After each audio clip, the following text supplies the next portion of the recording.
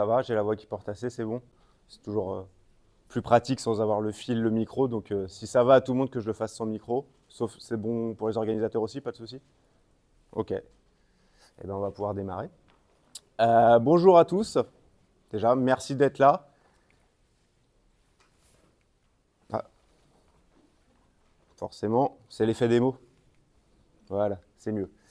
Les premiers mots pour les sponsors, pour les organisateurs, pardon. Sans eux, déjà les organisateurs et sans tous ces sponsors, il n'y aurait pas d'Agile en scène. Donc merci à eux d'organiser tout ça depuis maintenant plusieurs années. J'ai un petit moment d'émotion parce que moi j'ai toujours été côté auditeur. J'ai déjà speaké dans d'autres conférences, ça fait 1 an à peu près. Mais c'est la première fois que je fais Agile en scène, donc j'ai une petite fierté et un grand merci à vous d'être venus m'écouter. J'espère que ça vous plaira et surtout que ça vous inspirera et que ça vous permettra de voir certaines choses un petit peu différemment. Donc très rapidement, moi je suis Cyril Dayen, je suis partenaire Agile chez Reactive. La petite particularité, c'est que je suis dans le monde du conseil depuis simplement 2 ans. Avant, j'étais chez des clients finaux. J'ai été Product Owner et Scrum Master et après j'ai été responsable de centre Agile, de transfo Agile chez 2 gros acteurs, un dans le monde bancaire, un autre dans le monde de l'hôtellerie. Et j'ai vraiment eu, on va dire, une histoire pratique de l'agilité. Je l'ai d'abord apprise sur le terrain avec plein de coachs que j'ai eu dans mes équipes. Et c'est ce qui a un peu forgé aussi mes convictions et ce que j'ai envie de vous partager aujourd'hui. Alors pourquoi ce sujet? J'ai fait un constat il y a à peu près 1 an et demi qui était que finalement l'agilité se résumait un petit peu ces dernières années à de la gestion de dépendance. Comment j'ai fait ce constat? C'était en regardant mes fils LinkedIn et je voyais plein d'entreprises, plein de coachs agiles, plein de RTE, plein de personnes qui participaient à ce qu'on appelle des PI planning. D'autres appellent ça des quarterly agile planning, bref, peu importe, mais en tout cas à des instances de synchronisation où on tirait des fils de laine dans tous les sens et où on gérait les dépendances. Et à un moment, je me suis dit, mince, il y a peut-être quelque chose qui a évolué dans le monde de l'agilité, et si en 2023, on en est à se dire que finalement l'agilité, c'est si on a réussi à bien gérer nos dépendances, c'est peut-être qu'on a perdu quelque chose en cours de route. Et puis j'ai fait un post LinkedIn. Et ce post LinkedIn, en fait, il a eu un peu de succès. Alors, je vous rassure, je n'étais pas sur un post de Joey Tribbiani qui a dit au revoir à Chandler quand malheureusement Matthew Perry nous a quittés. Je n'ai pas eu un succès fou non plus, mais j'ai eu quand même quelques centaines de likes, quasiment 1 millier, et je me suis dit, mince, c'est qu'il y a peut-être un sujet derrière, et je vais essayer de le creuser dans une conf. Alors tout de suite, j'aimerais qu'on s'accorde. Tout d'abord, je vais avoir une pensée pour un de mes meilleurs amis, qui est le parrain de mon fils, et qui est Delivery Manager dans une grande assurance. Et lorsque je lui ai parlé de cette conférence sur comment vaincre ses dépendances, il m'a dit « Ok, t'es mignon, mais est-ce que tu as une solution miracle ?» Alors, je suis désolé, non, j'ai pas de solution miracle. J'ai conscience, je ne suis pas un lapin de 6 semaines, que c'est un sujet éminemment complexe, et donc je ne vais pas là vous apporter une réponse magique. Ensuite, j'aimerais être très clair, c'est pas un pamphlet contre Safe. Je sais que c'est très à la mode de dire Safe et pas agile. En vrai, je m'en fous. Il y a des choses très bien dans Safe, il y a des choses, moi, qui m'intéressent un peu moins, mais ça peut être une réponse à un instant T par rapport aux besoins de l'entreprise, donc je ne suis pas là pour faire du Safe bashing. Et enfin, je ne suis pas là non plus pour me moquer ou critiquer des entreprises qui seraient à ce niveau de maturité. Lorsque j'ai fait ce poste, j'ai des anciens employeurs qui m'ont contacté et qui se sont sentis accusés, agressés. Ce n'était pas du tout l'idée. Vraiment, c'est juste un constat, se dire voilà aujourd'hui ce qui se passe et voilà moi, à mon humble niveau, ce que je vous propose de tester pour essayer de voir les choses différemment et construire des organisations avec un peu moins de dépendance. Allez, je ne suis pas là pour vous faire un cours de français, je ne vais pas vous lire la définition du Larousse. Ce que je veux juste que vous reteniez, c'est que même dans la langue française, le mot dépendance, il a une connotation assez négative. Quand on le résume, finalement, la dépendance, c'est le fait de ne pouvoir vivre ou agir sans quelque chose ou quelqu'un. Donc on parle quand même un peu d'emprise, voilà, c'est assez négatif. Et il y a une notion de privation de liberté.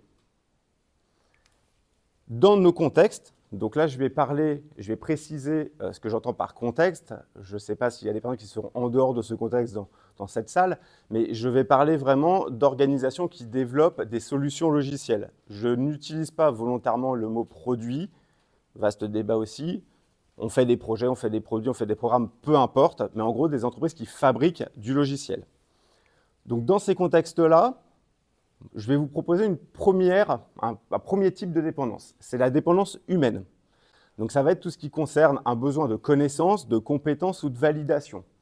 C'est lorsque vous avez besoin d'une information ou d'une aide pour faire quelque chose que vous n'êtes pas en mesure de faire tout seul ou que vous ne pouvez pas faire tout seul, par exemple pour un point de vue organisationnel. Donc l'exemple donné, c'est l'architecture envisagée sur votre nouveau produit doit être validée par l'architecture groupe. Est-ce que vous avez en tête un autre type de dépendance? Les Alors, effectivement, ça rejoint cette deuxième dépendance, qui est plus une dépendance peut-être technique. À un moment, j'ai besoin de tel ou tel asset, donc composant, un tel élément informatique, pour réaliser la fonctionnalité que je cherche à faire. Et cet asset, dans l'organisation, il est géré par une autre équipe. Donc, par exemple, il faut créer un nouveau champ dans une base de données pour vendre un produit à travers un site e-commerce. Cette base de données, elle est gérée par une autre équipe et c'est l'autre équipe qui va devoir créer le champ et je dois attendre que cette équipe ait fait l'évolution pour pouvoir, moi, distribuer le produit à travers mon site. On est dans des modèles où on a ce qu'on appelle souvent des component teams. Donc vous allez avoir des équipes qui sont en responsabilité de composants informatiques et c'est la somme de chacun de ces composants mis bout à bout qui va délivrer la valeur. Est-ce que vous avez en tête un troisième type de dépendance qui pourrait exister? Allez, dépendance fonctionnelle. J'ai besoin que telle partie de mon produit ou que tel projet ait fait une certaine évolution pour garantir une cohérence fonctionnelle de bout en bout sur mon produit. Exemple, un tunnel de vente. Vous avez besoin que une nouvelle fonctionnalité soit mise à la fois sur telle partie du site et telle partie du site. Ces deux parties sont gérées par des équipes différentes, mais d'un point de vue cohérence fonctionnelle pour l'utilisateur, il faut que l'évolution soit faite sur chaque partie du site. Et là, on est sur ce qu'on appellerait plutôt des feature teams, donc des équipes qui sont en responsabilité de fonctionnalité sur un parcours et qui doivent travailler sur un même produit. OK ? Alors, je vais vous raconter moi une petite histoire et je vais mettre un disclaimer. Bien entendu, toute ressemblance avec des personnes ou des situations existantes ou ayant existé serait purement fortuite. Allez, je vous pose un peu le décor. On est dans une grosse entreprise. J'espère que vous avez la référence. Ça me permettra de me sentir peut-être un peu moins vieux, mais si j'approche gentiment des 40 ans. C'est la World Company, Sylvester Stallone dans les guignols de l'info. Donc on est sur une grosse entreprise, grosse multinationale. Cette multinationale, on va dire qu'elle a des équipes informatiques à peu près, ça représente 600, 700 personnes. Et le problème, c'est que cette entreprise, elle fait face à un certain nombre de problèmes. Et elle veut les résoudre. Ces problèmes, c'est de l'insatisfaction client et utilisateur, un time to market qui est trop long, des coûts informatiques qui sont trop importants, une qualité qui n'est pas au rendez-vous, et pour que ça aille bien sûr encore mieux, des collaborateurs qui sont de plus en plus désengagés. Je parie que personne n'a jamais vécu ça dans son entreprise ici dans cette salle. Et cette entreprise, elle réfléchit, elle se dit qu'elle veut mettre en place un nouveau plan stratégique et qu'elle veut capitaliser sur le digital. Et donc, elle veut en faire un levier du business. Et comme elle s'est quand même un peu tenue au courant de l'actualité dans le monde du digital, elle souhaite devenir plus agile de manière à répondre à ces enjeux. Donc déjà, le constat de base, il est plutôt sain. Et pour que ça fonctionne, cette entreprise elle va faire appel au meilleur du marché, à l'un des plus grands cabinets stratégiques mondiaux. Et a priori, si on fait appel au meilleur, il n'y a pas de raison que ça ne fonctionne pas derrière et que ça ne résolve pas tous les problèmes qu'ils ont. Ce cabinet, ce qu'il va faire quand il va arriver dans l'organisation, il va prendre l'organisation actuelle. Donc on a des directions, des services, un grand chef au-dessus qui chapeaute tout ça. Et il va faire un audit, il va discuter avec un certain nombre de personnes. Généralement, c'est souvent plutôt de la couche top management, middle management, quelques opérationnels qui sont dans la boutique depuis un certain nombre de temps. Mais voilà, ça va être surtout cette approche-là qui est utilisée. Et puis, comme elle veut mettre en place une organisation agile, quand elle va concevoir cette nouvelle organisation, elle va essayer de la rendre agile. Et elle a regardé un petit peu toutes les frameworks, toutes les méthodes, et puis il y a une liste un peu de mots qu'on retrouve souvent dans les organisations agiles. C'est les domaines, les tribes, les guilds, les chapters, les feature teams, on va changer les rôles, on va mettre des product managers, des product owners, des scrum masters. Bref, elle prend un peu le guide du déploiement d'une organisation agile. Et puis à côté, elle se dit, OK, les équipes, je les réorganise d'une certaine manière, mais je vais quand même essayer de les aligner au maximum sur le stratégique, et je vais créer un organe stratégique avec, par exemple, une strategic team, on va déployer quelque chose qui est très à la mode en ce moment, les objectifs Key Result. Comme on a bien regardé les manuels des consultants sur les OKR, ce qu'on va faire, c'est qu'on va surtout s'assurer que les équipes soient bien autonomes pour définir leurs propres objectifs à leur niveau et leurs propres Key Result. On va mettre des QBR, donc Quarterly Business Review, pour s'assurer qu'on est bien à l'atteinte des objectifs qu'on s'était fixés. Et puis, on va mettre en place aussi quelque chose assez à la mode en ce moment aussi, le Discovery produit. Et on va compiler tout ça dans un blueprint. Hop, on va présenter tout ça. Et on a un Target Operating Model qui est censé résoudre les problèmes de l'entreprise. Et pour déployer ce Target Operating Model, on va faire appel à des coachs. On va créer une équipe de coachs et on va dire aux coachs, allez dans les équipes, déployez le modèle, faites en sorte que chacune des équipes à leur niveau s'adapte bien au modèle, fonctionne, et normalement c'est bon. OK. La nouvelle organisation, c'est celle-là. On a des domaines, on a des tribes. Moi, quand je regarde, ça me fait ça. Qu'est-ce que ça vous évoque, vous? Je vous aide, je vous remets l'ancienne organisation au-dessus. Voilà. Globalement, sur le papier, après on n'est pas rentré dans l'opérationnel, mais sur le papier, ça ressemble quand même assez méchamment à ce qui existait avant. Mais on laisse sa chance au produit. La problématique, c'est qu'une fois que vous arrivez sur le terrain, au quotidien, les équipes, ce qu'elles vivent, c'est ça. C'est-à-dire qu'opérationnellement parlant, à chaque fois qu'il y a quelque chose à faire, donc un nouveau produit qu'on veut lancer, un nouveau projet, peu importe, en fait, il y a l'ensemble des équipes quasiment qui est à un moment impacté par ce nouveau sujet à traiter. Pourquoi? Parce qu'en fait, cette organisation, à chaque fois qu'il y a quelque chose à faire, vous avez l'ensemble des chaînes de valeur, donc vraiment les processus métiers très haut niveau, qui traversent l'ensemble des entités de l'organisation. Donc déjà, en termes d'autonomie, c'est un peu mal barré. Mais vous allez me dire, pardon, et donc la réalité terrain, c'est celle-ci. Donc je ne souhaite pas m'attribuer les mérites de Kniberg, hein, c'est le dessin qu'il avait présenté dans une conférence il y a des années. Il a juste été redesigné pour la cohérence graphique. Mais voilà, en gros, comprenez juste que c'est le bazar dans l'entreprise, on ne sait pas trop qui décide, ça va à droite, à gauche. Bref, les modes de communication ne sont pas optimum. Mais je vous ai dit, Cyril, tu nous as dit, pourtant, ils ont mis en place une approche OKR où, du coup, les équipes étaient censées savoir sur quoi travailler puisqu'ils mettent des key results trimestre. Oui.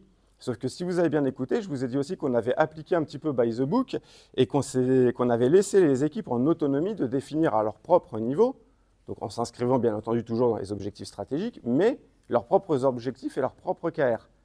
Mais du coup, la réalité opérationnelle fait que, finalement, les OKR ne sont pas alignés entre eux. Et donc, ce désalignement des OKR fait que, lorsqu'il y a un sujet qui tombe, si le sujet est prioritaire, qui décide? Puisque moi, équipe dans la tribe 1, le sujet vert, OK, ça sert mon OKR top prioritaire. Sauf que le problème, j'ai besoin de la contribution de cette équipe-là, mais lui, ça ne sert aucun de ses OKR. Donc, il n'a aucun intérêt à bosser sur mon sujet à moi. Et donc, en fait, ça n'a pas résolu les problèmes de l'organisation. Alors, comment résoudre ça? Si je vous dis, il faut aligner les gens, et il faut les synchroniser. Est-ce qu'il y a un outil magique qui vous vient à la tête, à l'esprit, pardon? Exactement. Faisons un PI planning. OK. Je vous ai dit, DSI, 600, 700 personnes. Alors dans DSI, je mets largement Product Manager, PO, hein, je ne fais pas de distinguo. Mais en gros, on a 600, 700 personnes dans une organisation à foutre dans un PI planning. OK. Je m'arrête tout de suite sur cette image. Elle est superbe. Pourquoi? Parce qu'en fait, elle a le mérite de montrer l'état réel de l'organisation. Au moins, là, vous voyez bien que c'est le bordel. Donc, à partir de là, ça crée un déclic et on se dit qu'est-ce qu'on doit faire pour ne plus être là-dedans. Bon, voilà, j'avais mis un petit gif, ça pique les yeux.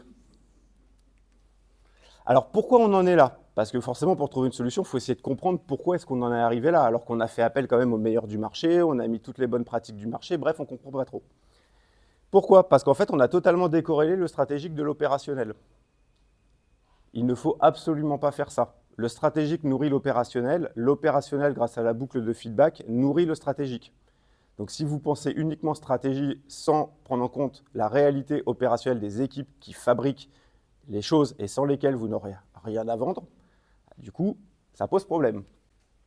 Le deuxième point, c'est que ça a pensé optimisation locale et non optimisation globale. La somme du travail de chacune des équipes grâce aux coachs qui vont bien les driver permettra de créer la valeur. Ah non, ce n'est pas la somme de chacun, c'est le produit de ce qu'ils font. Et donc si vous ne réfléchissez pas au global depuis le besoin jusqu'à la sortie, ça ne peut pas fonctionner. Ensuite, on est sur une approche monolithique. Il n'y a pas eu d'effort d'identification de sous-ensembles qui permettent de créer des équipes qui soient alignées sur qu'est-ce qu'on cherche à faire et autonomes pour le faire. Donc ça peut être des value streams, ça peut être des programmes, peu importe, mais en gros, comment est-ce qu'on fait pour créer des sous-ensembles? Je rappelle que SAFe, et encore une fois, je ne fais ni l'apologie ni je ne dénigre SAFe, mais SAFe nous dit bien qu'un train, c'est entre 50 et 125 personnes. Donc il faut bien se dire qu'à 600, 700 personnes, il y a peu de chances que ça fonctionne. Et ensuite, il y a quand même une incapacité à remettre en question les modes d'organisation traditionnels ou les zones de pouvoir. On a respecté les assets et l'historique des uns et des autres. Alors, moi, ma conviction, pourquoi est-ce qu'on en est là? C'est qu'en fait, c'est cette phrase qui l'illustre. C'est la folie, c'est se comporter de la même manière et d'attendre un résultat différent. C'est un peu aussi la métaphore du clou. C'est-à-dire que si vous tendez à voir tout problème comme un clou, eh bien, si vous n'avez qu'un marteau, vous allez taper même sur une vis. Et en fait, le problème, c'est qu'on a essayé d'appliquer des modèles issus du monde industriel dans des organisations digitales. Digital Factory, ça porte bien son nom. Et le problème, c'est qu'en fait, ça ne fonctionne pas. Pourquoi? Parce que cette approche, elle est héritée du taylorisme. Vous avez d'un côté une division verticale du travail, donc il y a une séparation entre les tâches de conception et les tâches d'exécution. Donc j'ai ma stratégie, mon discovery produit. Les équipes vont délivrer ce que d'autres ont pensé. Vous avez ensuite une division horizontale du travail, donc parcellisation en tâches élémentaires du travail. La somme des devs sur les front-end, sur les middleware, sur les back-end va faire la valeur. Et une équipe va être en charge à chaque fois d'un bout du produit.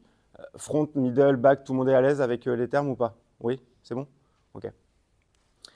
Et comme on a appliqué ce modèle, le taylorisme, c'était quand même la hausse de la productivité. Et en fait, ce qu'on va chercher, c'est ça. Alors, en tant qu'agiliste, bien entendu, la productivité m'intéresse, mais moi, ce qui m'intéresse, c'est d'abord et avant tout la valeur. Si vous regardez un petit peu comment les organisations étaient construites autrefois et que vous faites le parallèle aujourd'hui dans ces nouveaux modèles d'organisation digitale, avant, on avait des dirigeants. Maintenant, on a des execs, des C-level, des SVP, appelez-les comme vous voulez, mais on a toujours quand même des grands chefs en haut. Dans les organisations industrielles, on avait des cadres qui étaient des ingénieurs, qui étaient responsables d'organiser le travail, de définir les méthodes selon lesquelles les ouvriers allaient travailler. Aujourd'hui, on fait appel à des cabinets de conseil, souvent stratégiques, qui vont définir les normes et les méthodes pour les gens sur le terrain.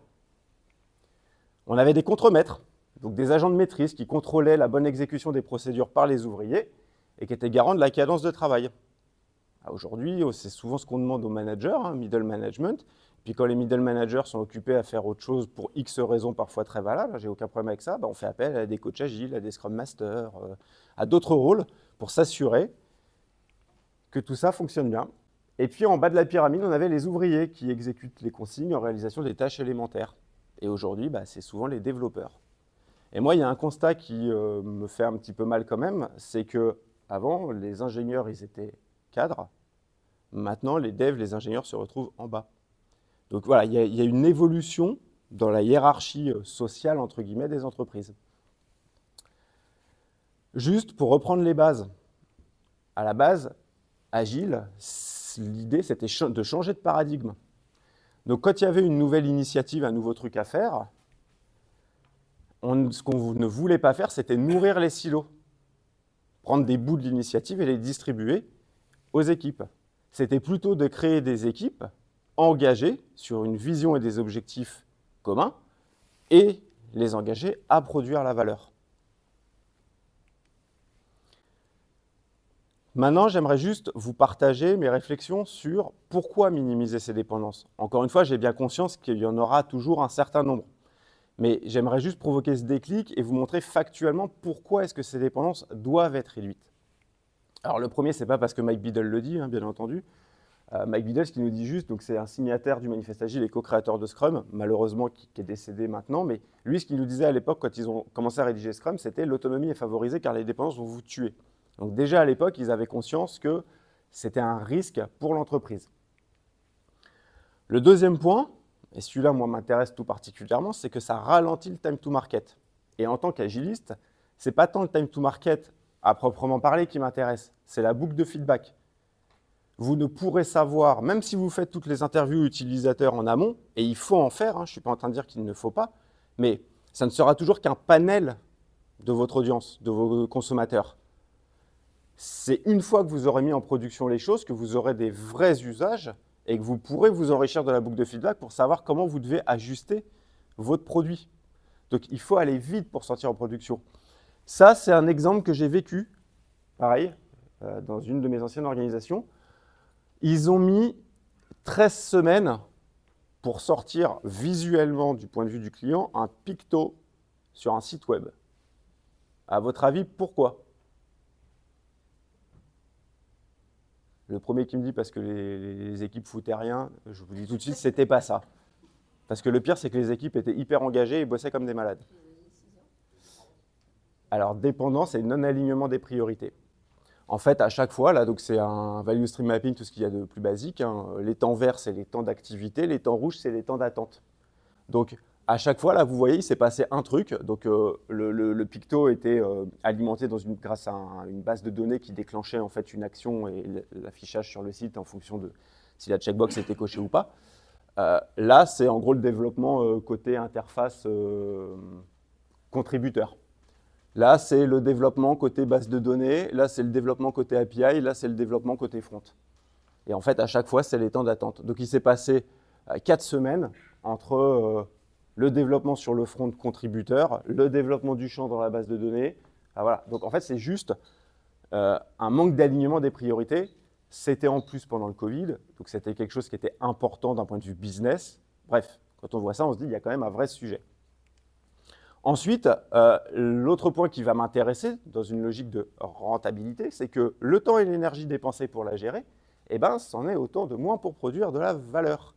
Et j'ai fait un petit exercice, et je tiens à préciser pour le coup Michel Levasselot, si certains le connaissent ici, qui produit une étude chaque année sur l'usage de Safe en France.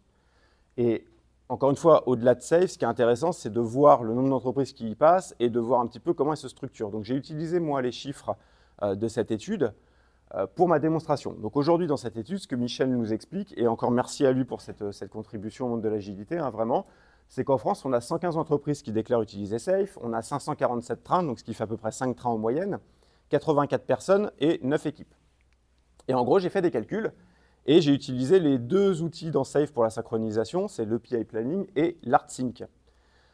Bref, j'ai fait ma tambouille, je ne vais pas vous faire toute la démonstration mathématique, mais en gros, si vous faites le calcul, eh bien, le coût total de la synchro par an pour ces entreprises, c'est 6 000 jours hommes. Donc ça, pour les 5 trains. Ça veut dire que le coût total des 5 trains, donc hors synchro, est de 88 200 jours. Et pourquoi est-ce que je fais le coût total des 5 trains? Parce que ça me permet derrière de ramener au coût du train le coût de la synchro. Et donc la synchro, 6 000 jours hommes sur 88 200, ça veut dire que vous dépensez à peu près 7% du budget de votre train uniquement sur de la synchro. Je ne suis pas en train de dire qu'il ne faut pas le faire. Pitié, affichez pas ça comme ça, avec le premier truc qu'ils vont vous dire, c'est « Ah, ça coûte cher, on arrête la synchro. » Non, si vous avez besoin de le faire, faites-le, bien entendu. Mais juste, je vous ai dit, je vous ai vous apporté des clés de réflexion. Ça coûte super cher. Et donc là, vous me voyez arriver avec mes gros sabots. Vous convertissez ça en euros, donc on prend à peu près 800 € jour homme en région parisienne, entre les internes et les externes, c'est à peu près un TJ moyen, ça fait 4,8 millions. Et pour toute personne qui a déjà vécu des PI planning, c'est sans la logistique. Il faut les nourrir, les personnes, il faut le matériel, il faut les... Bref. Donc après, ça, on peut s'en passer maintenant avec des boards digitaux, mais bref, dans tous les cas, vous avez quand même 4,8 millions, donc presque 5 millions dépensés dans de la synchro. Et puis le dernier point, c'est que ça va renforcer les silos et ça augmente la conception architecturale complexe, la fameuse loi de Conway. Si vous avez une organisation avec des petites équipes distribuées, elles vont avoir tendance à créer des architectures modulaires qui vont être plus facilement consommables les unes avec les autres, là où quand on a des grandes équipes concentrées, on va être sur des architectures plus monolithiques. Allez, maintenant, il me reste à peu près 15-20 minutes pour vous donner des solutions. Ce n'est pas des solutions miracles, encore une fois, c'est une proposition d'approche voilà, que moi j'ai proposée, que je suis en train de mettre en œuvre aujourd'hui chez un de mes clients, qui a l'air de plutôt pas trop mal fonctionner. On est en plein dedans. Et voilà. Donc, le premier point, et par pitié, si j'ai des confrères consultants dans la salle, respectez les règles du jeu. Moi, les 2 fois en tant que client, quand j'ai un cabinet de conseil qui a débarqué pour vouloir mettre en place du safe, le premier truc qu'ils ont fait, c'est chanter les étapes 2 et 3 de l'implementation roadmap. Celle qui dit Train Executive Manager and Leaders, donc comment on va expliquer aux personnes en haut et au middle management ce que ça va changer pour eux et pourquoi ça doit changer pour eux. Et Organize Around Value. Le cabinet qui m'avait vendu un train API et un train app, honnêtement, j'ai failli faire une rupture d'anévrisme. À un moment, je me suis dit, il y a un truc qui est mal passé. Ensuite, et ça, c'est même pas Agile qui le dit, ça vient plutôt du Lean, c'est réduire la taille pour minimiser les risques. Encore une fois, un train safe, c'est 50 à 125 personnes. Donc, ce n'est pas pour rien. Espérer faire tourner une boîte sur le même modèle à une échelle de 700 personnes, ça ne peut pas fonctionner. Donc, à un moment, il faut trouver des sous-ensembles cohérents sur lesquels on va aligner les personnes. Donc, une petite approche que je propose. Le premier, ça va être première étape, ça va être de cartographier les choses. Ensuite, ça va être de chercher à découper le plus finement possible les choses, d'autonomiser au maximum les équipes, de les aligner, si jamais effectivement il reste des dépendances entre équipes, et enfin d'investir pour derrière recommencer la boucle. Et souvent, c'est cette étape-là qui manque. C'est-à-dire qu'on pose une organisation, on se dit c'est bon, on a l'orga. Oui, mais l'orga, elle a ses limites aujourd'hui. Donc ça veut dire qu'il faut avoir en tête qu'il va falloir investir pour aller chercher plus d'autonomie là où on n'a pas pu l'avoir aujourd'hui. Alors moi, ce que je vous propose, c'est de partir des Customer Journeys. Je sais qu'il y a des grands débats sur oui, mais c'est plus bas niveau que les flux de valeur, du coup, il va te manquer des trucs. Moi, les flux de valeur, de l'expérience que j'en ai, c'est qu'en fait, vous pouvez passer des mois et des mois à vous gratter la caboche pour essayer de trouver les flux de valeur. Et c'est un peu l'effet que Renaud Chevalier décrivait hier dans sa conf, c'est « OK, so what ?» En fait, c'est tellement complexe, les business et les flux sont tellement entremêlés que c'est vraiment compliqué. Donc, moi, je propose de partir plutôt des Customer Journeys, donc vraiment des parcours utilisateurs de « j'ai un besoin » et quelles sont les différentes étapes vues du client en sortie desquelles le client va avoir la satisfaction de son besoin. Donc là, je prends un exemple tout simple. On sera dans un site de location de voitures. Il y a un client qui, lui, veut réserver une voiture. On a d'autres typologies de clients qui sont les loueurs de voitures qui vont distribuer à travers notre site. Donc, on est sur de l'intermédiation. Et puis, on a le troisième type, c'est le client qui est encarté, qui est fidèle et qui veut utiliser ses points de fidélité. Donc là, on a 3 personas, 3 types de clients. Ils ont 3 parcours clients différents, mais il peut y en avoir plein. Mais c'est vraiment l'idée de partir de ce besoin-là. Ensuite, c'est de cartographier quelles sont les solutions vues du client. Et j'insiste sur vue du client. Et je ne rentre pas encore une fois dans est-ce que c'est un produit, une feature, est-ce que c'est un asset, non. Tes clients, tu veux faire ton action, qu'est-ce que tu vois, qu'est-ce que tu utilises. Et on va cartographier ça sur l'ensemble des Customer Journeys. Ensuite, on va se dire, OK, mais le client, il voit ça, mais derrière, concrètement, dans la soute, comment ça fonctionne? De quoi j'ai besoin en termes d'architecture, en termes de compétences, pour derrière délivrer la valeur attendue sur chacune des étapes. Ensuite, je vais me dire, OK, j'ai besoin de tout ça, mais j'ai combien de personnes qui sont capables de le faire? Parce que forcément, si à un moment vous avez besoin sur plusieurs Customer Journeys de la même expertise et que vous avez juste Pipo et Mario qui sont capables de le faire, ça va être compliqué. Mais ça va peut-être créer une dépendance dans l'organisation. Charge à l'organisation de réfléchir à comment elle va sortir de cette dépendance dans le futur. Et là, on va réfléchir à comment on crée les équipes. Donc, la règle d'or, c'est d'essayer au maximum de créer les entités sur un ou plusieurs Customer Journeys, mais une seule Customer Journey ne peut pas traverser plusieurs sous-ensembles. une fois que vous en êtes là, s'il reste des dépendances, il en restera forcément, encore une fois, c'est le bon moment pour dégainer tout l'outillage qui permet de gérer les dépendances restantes. Donc aligner les équipes en termes de cadence, utiliser des boards, faire des PI planning. Mais il faut gérer aussi la cohérence fonctionnelle et technique. Je rappelle que dans le modèle Spotify, le chapter, c'est au niveau de la tribe et c'est plutôt sur le rôle d'expertise. La guilde est cross-tribe. Donc ça veut dire que là, par exemple, là où vous avez ici un composant qui serait partagé, eh bien, vous mettez en place une guilde. Et même si on est sur des customer journées différentes, eh bien, les personnes vont se causer et chacun ne va pas travailler sur le composant en mode kamikaze et risquer de tout péter pour son copain. Donc la guilde sert à ça à la base. Ensuite, de garantir effectivement le bon alignement et le bon niveau de priorité entre les équipes. Déployer des approches qui ont été pensées pour des entreprises où les équipes étaient autonomes et essayer de les déployer dans des entreprises où les équipes ne le sont pas, c'est voué à l'échec. Et enfin, investir, bien entendu. Je vous disais, si on n'a que Pipo et Mario qui savent faire quelque chose dont on a besoin, mettez en place de la formation. Formez les personnes, faites du partage de connaissances pour faire monter en compétence les personnes sur le sujet. Il y a aussi l'IA. Si vous avez vu hier la conférence de ma chère collègue ici présente, sur les bases des réflexions de Kniberg, on peut, grâce à l'IA, apporter dans des équipes des compétences de développement sur des périmètres sur lesquels il n'y a pas la compétence encore humaine. Donc il y a plein de choses qui peuvent être envisageables temporairement ou à plus long terme. Pareil, le recrutement. Là, on est typiquement dans l'exemple. Là, vous avez un gros monolithe IT. Je ne peux pas le découper pour X raisons qui sont valables. Eh bien, OK, là, les équipes, elles sont autonomes à leur niveau, sauf quand elles ont besoin d'une contribution de ce composant-là, donc de cette component team ici. Mais demain, si vous voulez aller chercher plus d'autonomie, mettez en place une stratégie IT pour faire en sorte de péter ça, de manière à le remonter dans les équipes et offrir l'autonomie, justement pour aller chercher tout ce qu'on cherche à aller chercher au plus tôt quand on est agile. Alors, en application, je vous disais, c'est ce que je suis en train de mettre en place aujourd'hui chez un client. Donc, je ne peux pas vous citer ce client naturellement pour des raisons de confidentialité.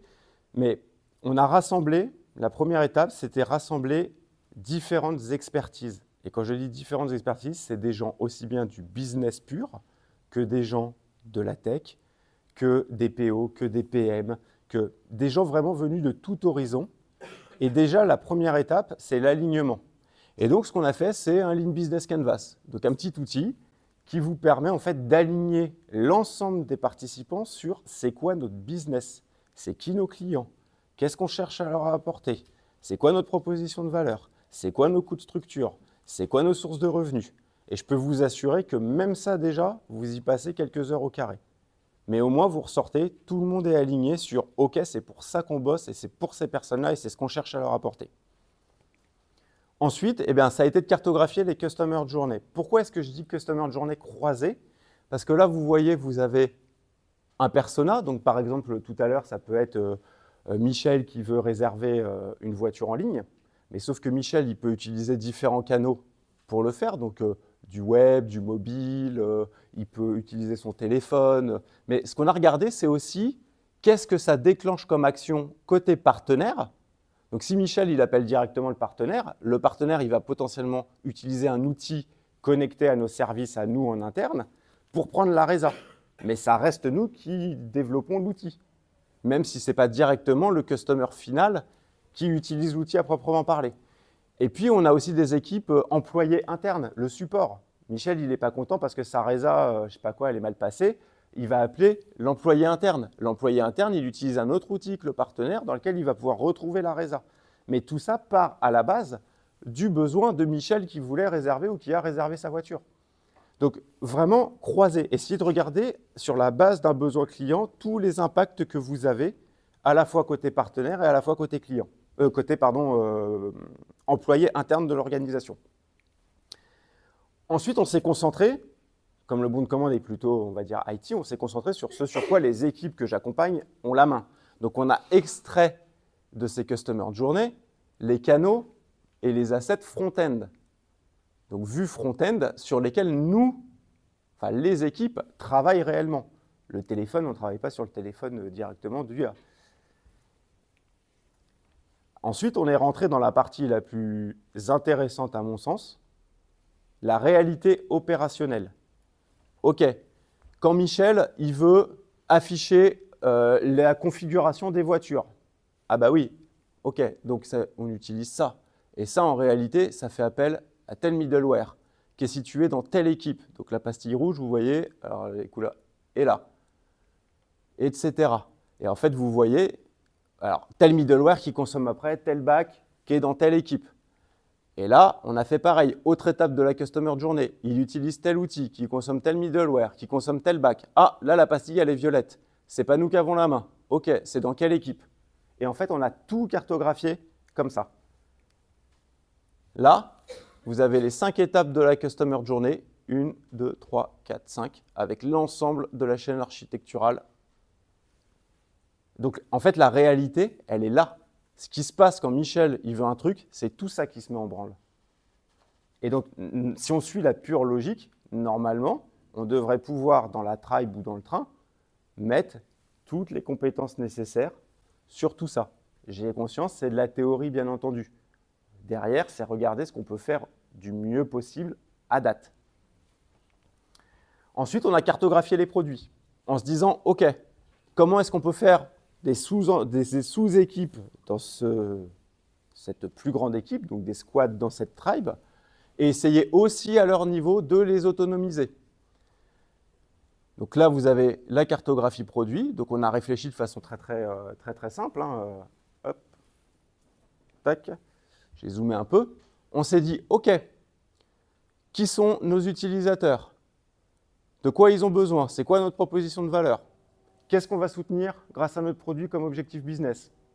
By the way, partie souvent oubliée malheureusement dans les approches produits. Le produit, il sert le customer, bien entendu, mais il doit servir le business aussi. De quels assets on a besoin? Donc de quels composants IT on a besoin pour produire la valeur? Lesquels sont dans la tribe? Lesquels sont en dehors de la tribe actuelle? Comment on nomme notre produit à partir de là? Et donc on a cartographié comme ça les différents scénarios, et on a fait des choix en âme et conscience, qui ne sont peut-être pas les meilleurs, qui nous sont parus en tout cas les meilleurs à date, qu'on reverra une fois qu'on aura investi sur certains aspects, bien entendu, mais ça nous a permis de constituer des équipes.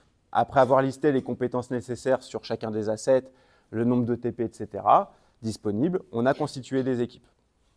Une fois qu'on a ces équipes, OK, comment est-ce qu'on fait pour les cadencer, les aligner, en leur laissant un maximum d'autonomie dans le choix de leur mode de fonctionnement? Forcer du Scrum à tout le monde, ce n'est pas forcément pertinent. S'il y en a qui ont envie de faire plutôt du Kanban, pas de problème. Donc on laisse quand même de l'autonomie à l'équipe pour s'organiser, mais on se doit de les cadencer sur un rythme commun.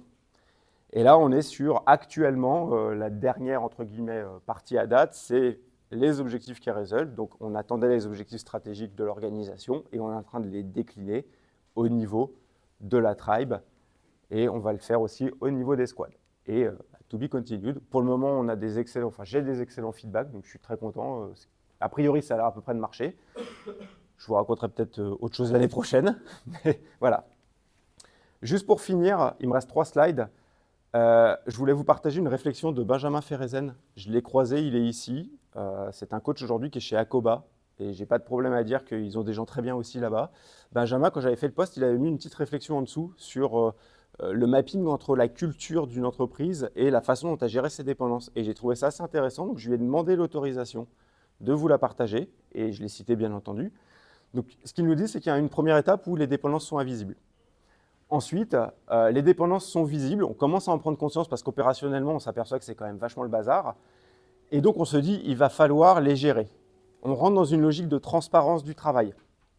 Mais on va renforcer le système en espérant manager la dépendance. On fait le lien entre les équipes, c'est le début de la pensée système. Ensuite, on se dit, mince, c'est vraiment compliqué. Et c'est ce que j'essayais de vous apporter avec ce talk, vous amener pourquoi est-ce qu'il faut justement chercher à minimiser, à réduire au maximum ces dépendances. Et donc, on va commencer à changer la structure de l'organisation et on rentre dans une vraie pensée système de bout en bout. Et enfin, le Graal, ça serait que ces dépendances soient minimisées, voire disparaissent carrément. Juste en conclusion, très vite, 5 takeaways. Garde en tête, hein, entreprise agile égale le moins de dépendance possible, équipe le plus autonome. Revoir l'organisation, bien entendu, ne suffit pas. Il faut accompagner le changement, il faut mettre en place les bonnes pratiques. L'agilité, ce n'est pas un objectif à part entière, hein, c'est un moyen. Donc, partez pas en croisade agile. Il n'y a pas de bonne ou de mauvaise pratique. S'il y a des trucs qui fonctionnent chez vous, gardez-les, adaptez-les si besoin, mais voilà, favorisez l'équilibre, identifiez les compromis. Il n'y a pas de modèle unique. Il y a plein de choses qui existent. Donc, n'hésitez pas à tester, à apprendre. Et puis, construisez des boucles de feedback à tous les niveaux. C'est vraiment le feedback terrain, le feedback client. Tout ça, c'est vraiment la richesse des approches agiles et c'est ce qui va vous permettre de construire des organisations performantes qui vont vous permettre d'adresser les enjeux de celles-ci. Et dernier, regardez Unfix de Jürgen Appelo. Lui, il a identifié 10 types de dépendances différentes. C'est une bibliothèque de patterns, de briques organisationnelles qui permet de modéliser les organisations et ça vous permet de mapper l'état actuel de votre boîte et de regarder en fonction du niveau de dépendance là où vous devez agir. Donc vraiment super intéressant. Un grand merci, j'espère que ça vous a plu et n'hésitez pas, rôti et feedback bienvenue. Merci.